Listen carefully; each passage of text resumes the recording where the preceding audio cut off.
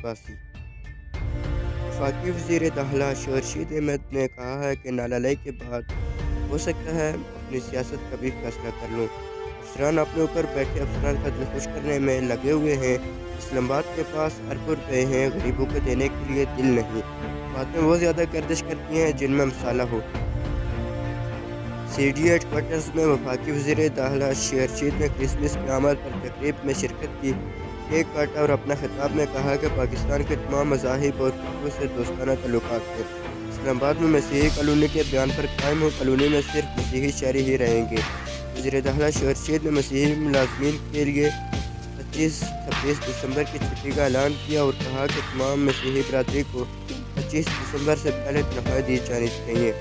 انہوں نے کہا کہ سیالکوٹ میں انتہا پسندی کے واقعے پر شرمندہ ہیں۔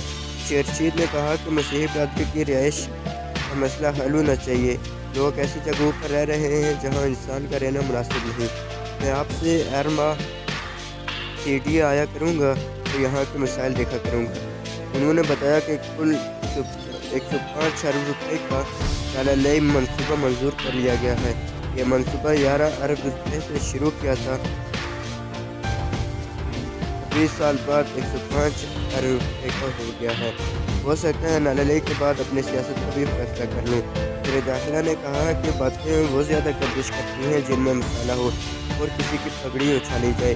میں ہر مذہب کے بڑے کا نام عزت سے لیتا ہوں۔ انہوں نے بتایا کہ سالہ میں پولیس پر 8واں حملہ ہوا ہے۔